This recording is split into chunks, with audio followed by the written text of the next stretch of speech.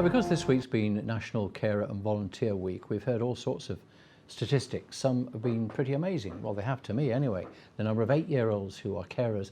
And I'm staggered to hear that people in their 80s are carers for people who are possibly 30 years younger than them. From the charity Omega Care, let's welcome Thomas Memery to the studio. Thomas, welcome indeed. I am personally amazed, you obviously won't be because you work in it, that 8-year-olds are carers. Yeah, that's phenomenal, isn't it, really? It's taking away someone's childhood, really.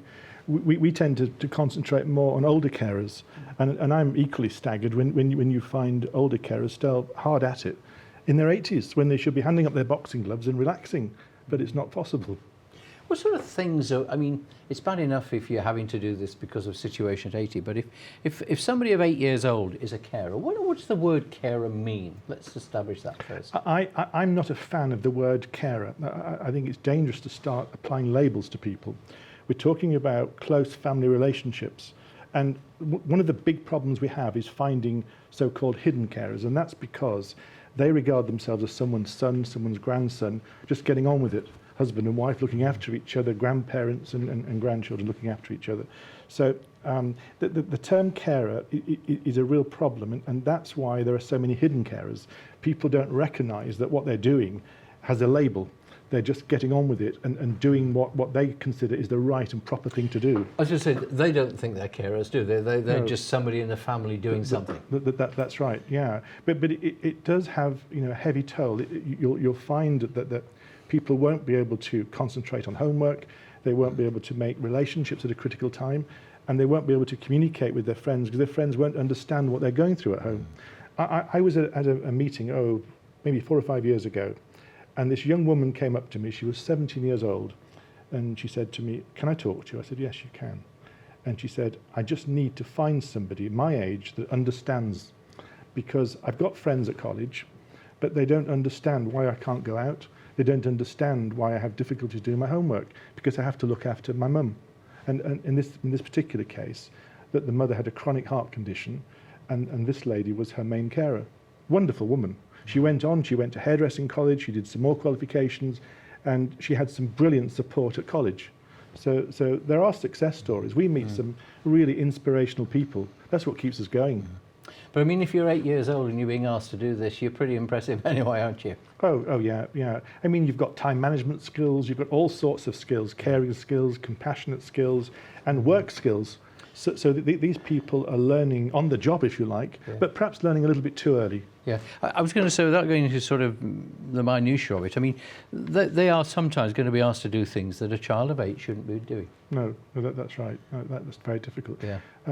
I think if you take an international perspective, though, we're looking at this from a very Western approach. I think if you look at Africa, you'll see that families have to communicate and help each other out at all ages. So it's who's available, gets stuck in and helps. Because people will argue, won't they, that if you go back to the 40s and 50s and earlier, when people lived very close to each other, back-to-back houses and all the rest of it, families were there, they were with each other all the time. We've got out of that, haven't we? We don't have that same sort of network of support in this country. I think there are all sorts of pressures in modern life that lead to difficulties. I think people are more dispersed, and they seem to be working at a faster pace. So, but there's technology, there are advantages and disadvantages. I think that's progress.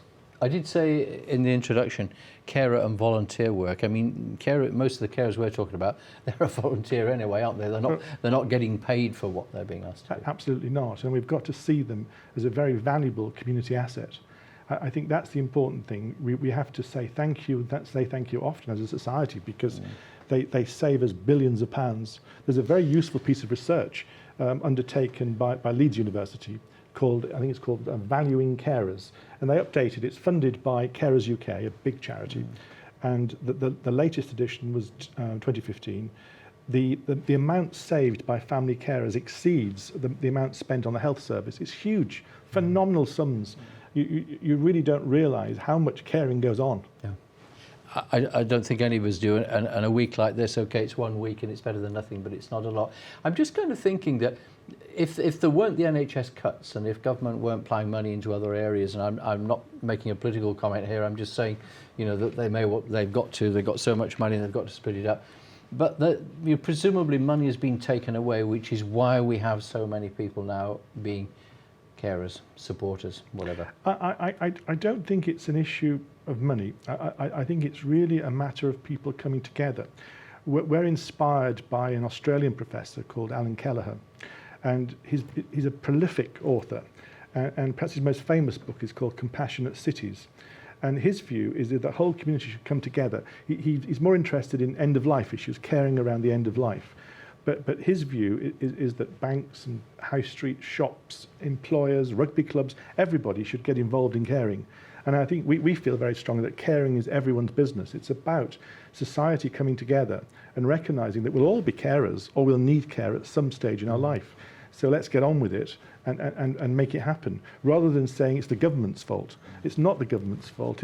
It's for us to embrace and get on with it. Is the problem any bigger than it once was? I mean, or are we just more aware of it as well? I suspect that the problem we've got is that people are living longer. Perhaps in the olden days, a lot of people would die. So we've got people now through modern medicine living longer with more complex needs. And equally, the care that's needed to look after them at home is more complex. How difficult is it for you as a charity? It's always hard, but extremely worthwhile. The harder it gets, the harder we try. And I think, as I said earlier, it's about being inspired by the people that we serve. I think they keep us going. But we're always looking for good volunteers. We're always looking for extra support. But it's the carers at home that really make it happen. And bereaved carers as well. We support people beyond caring, because there's a real gap when you've been caring for someone for a long time, and that person eventually dies or maybe goes into a nursing home, then you're left without friends in a very difficult place. Thomas Memery from Omega Care, I do appreciate your time. Thank you so much for joining us.